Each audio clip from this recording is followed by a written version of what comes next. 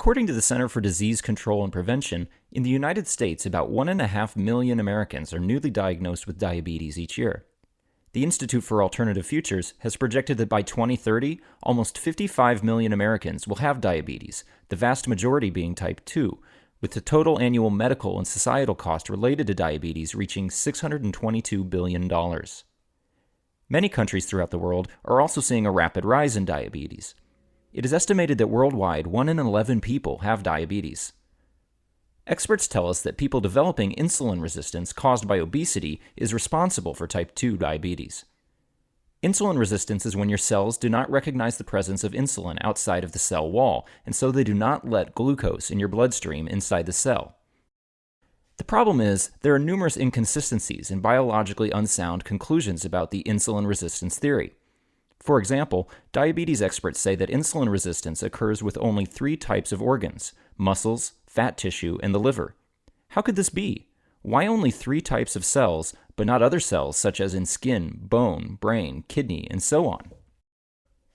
In addition, no one knows what prompted these cells to develop resistance, or whether the internal mechanism that creates it is the same in each of these cell types. Also, why do these 3 types of cells become resistant only to insulin and not to 3 other hormones also involved in regulating blood glucose level, minute by minute? Here's another inconsistency. How does a pregnant woman with no prior or family history of diabetes develop gestational diabetes? For this to happen, millions of cells in the mother have to change their insulin sensitivity on a daily basis in as little as 8 weeks. Can independent cells in the human body execute a biological change of this magnitude? And what's stranger is that most women with gestational diabetes see their blood sugar returning to normal within days after giving birth. What is the mechanism for this amazing flip-flop? Here's another inconsistency in the insulin resistance theory. As we said, diabetes is usually associated with obesity, but lean people can also become type 2 diabetic. When that happens, medical experts claim that the pancreas is not releasing enough insulin to keep blood sugar level down. But why? What is the mechanism that prevents the pancreas to release insulin? And why don't all thin people develop diabetes? Overall, I suggest that it is time to question the insulin resistance theory and see if there isn't a more logical and biologically better explanation for the cause of type 2 diabetes. This is important because it can affect how we prevent diabetes or reverse it for someone who has it. Let us first look at how insulin works so we can understand that better. Every cell in the body can use glucose to extract chemical energy called adenosine triphosphate, ATP. This chemical is similar to electricity in that it fuels the metabolic actions inside the cell. In this way, glucose in your bloodstream feeds your cells. However, when glucose is outside, the cell has no knowledge that it is there. Cells do not have any type of receptor, sort of a doorbell to tell the cell that the glucose is waiting to come in. This is where insulin comes into play. When glucose is absorbed into the blood after a meal, it can go into the pancreas that releases insulin in response. So now what happens is that the insulin accompanies glucose molecules, and when they get to cells, the insulin hormone alerts the cell to the presence of the glucose. In effect, the insulin rings a bell on the cell to say, "Glucose delivery." Now the cell reacts and sends out little trucks called glucose transporters to fetch the glucose. In people who develop diabetes, the insulin resistance theory claims that the cell does not recognize the presence of insulin to ring the bell. The cells are thought to be resistant or insensitive to the insulin.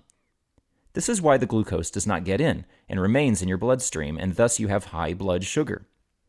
But as I said, this insulin resistance theory is inconsistent and biologically illogical. I have a different theory that makes much more sense.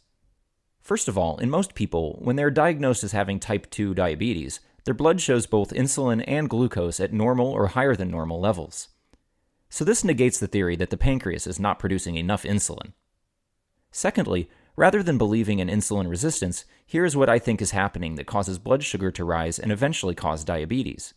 In your body, the most important users of glucose to extract energy are your muscle cells. The average adult is made of 36 to 42% of skeletal muscle as percentage of body mass. Muscle cells are like a hybrid car. They can produce ATP from 2 things.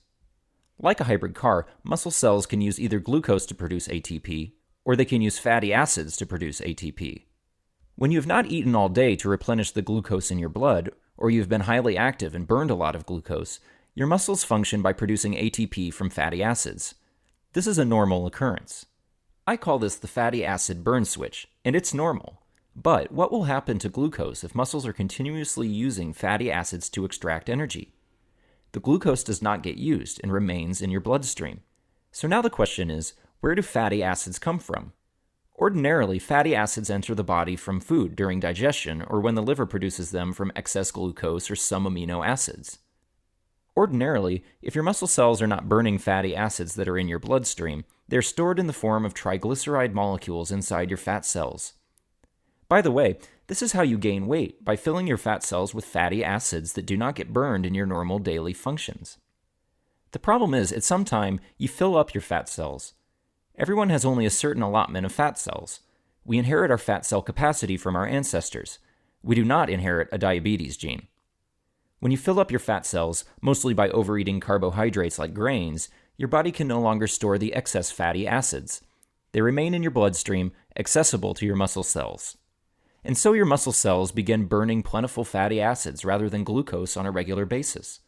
The fatty acids can get into the muscle cell walls very fast, so the cell does not even need any glucose when insulin arrives to ring the bell.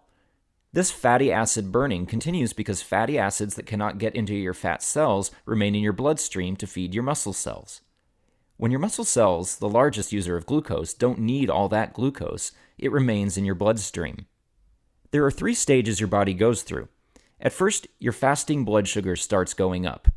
Later, your after-meal sugar levels stay higher for longer, and finally, at last, your blood sugar levels are elevated all the time. Eventually, that is what leads to type 2 diabetes. The fact that your muscle cells are using fatty acids creates the illusion that insulin resistance is the cause of leaving glucose in your blood. But it is the fatty acid burn switch that is actually occurring. The fatty acid burn switch better explains why obese people and thin people both can get diabetes. It better explains why pregnant women develop gestational diabetes and then lose after the baby is born. It better explains why younger and younger children are developing diabetes. There is no reason why young children should become insulin resistant. Note that not all obese people will develop diabetes. It depends on their fat storage capacity. Someone considered obese using BMI may still have normal blood sugar if their fat storage capacity is not full. So what is the solution? In a word, cut down your consumption of grains. As much as possible, cut out from most of your meals foods like breads, corn and flour tortillas, flatbreads, rice, pizza, snack foods like chips, cakes, and cupcakes, muffins, and donuts. This is because in the present-day diet, we consume a huge amount of glucose when we eat grains and grain flour products.